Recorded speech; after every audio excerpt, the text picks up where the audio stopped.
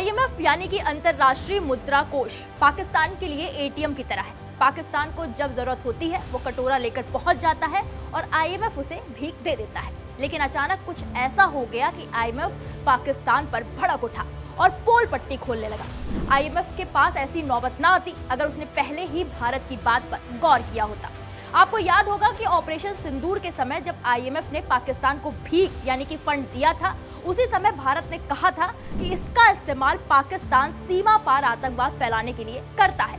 भारत ने एक बयान में कहा, सीमा पार आतंकवाद को लगातार स्पॉन्सरशिप देना ग्लोबल कम्युनिटी को एक खतरनाक संदेश भेजता है। ये फंडिंग एजेंसियों और डोनर्स की प्रतिष्ठा को जोखिम में डालता है और वैश्विक मूल्यों का मजाक उड़ाता है। हमारी चिंता ये है कि आईएमएफ जैसे इंटरनेशनल फाइनेंशियल इंस्टीट्यूशन से आने वाले फंड का दुरुपयोग सैन्य और राज्य प्रायोजित सीमा पार आतंकवादी उद्देश्यों के लिए किया जा सकता है। भारत ने आईएमएफ को उसी समय चेता दिया था, लेकिन आईएमएफ ने भारत की बात नहीं मानी और अब वही हुआ। पाकिस्तान के पास फंडिंग का कोई हिसाब किताब नहीं है। हिसाब किताब तो तब होता ना पाकिस्तान के पास जब वो फंड के पैसे को कहीं सही जगह पर खर्च करता।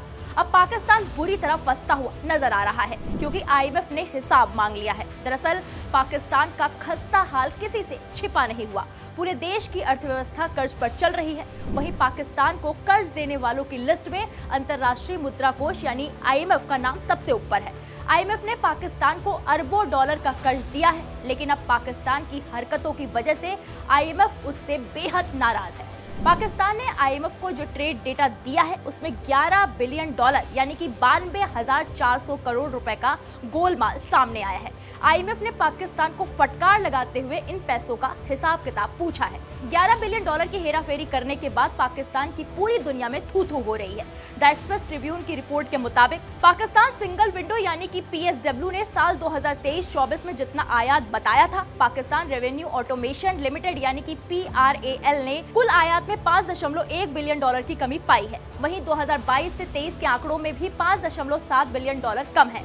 PRAL यानी कि पाकिस्तान रेवेन्यू ऑटोमेशन लिमिटेड के आंकड़ों को ज्यादा सटीक माना जाता है। ऐसे में आईएमएफ ने पाकिस्तान को 11 बिलियन डॉलर का हिसाब देने के लिए कहा है। आईएमएफ ने पाकिस्तान ब्यूरो ऑफ स्टैटिस्टिक्स यानी कि PBS से इस मामले पर जवाब मांगा था, जिसे लेकर पाकिस्तान ने आईएमएफ को पूरा ब्यौरा दिया है, जो कि कितना सही है वो आपको पता चल गया होगा।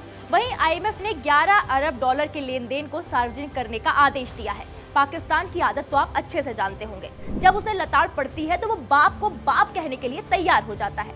ऐसा ही उसने आईएमएफ के साथ किया है। जब आईएमएफ ने फटकार लगाते हुए पाकिस्तान से पारदर्शिता बनाए रखने की सलाह दी, तब उसने सारा सच कबूल लिया। पाकिस्तान ने आईएमएफ के सामने माना कि पीबीएस के आंकड़े सटीक नहीं है और उसमें कुछ कमियां हैं। रिपोर्ट में दिए गए आयात के आंकड़े गायब थे। उसके आईएमएफ ने पाकिस्तान पर सख्ती बरतते हुए पुराना डेटा अपडेट करने का आदेश दिया है। अब पाकिस्तान के प्रधानमंत्री शहबाज शरीफ का कहना है कि वो आईएमएफ पर निर्भरता कम करने की कोशिश कर रहे हैं, जो कि उनसे होगा नहीं, क्योंकि भिखारी की भीख मांगने की आदत कभी छूट नहीं सकती। फिलहाल इस पूरे मामले पर आपकी जो भी राय है हमें कमेंट बॉक्स में जाकर जरूर बताएं।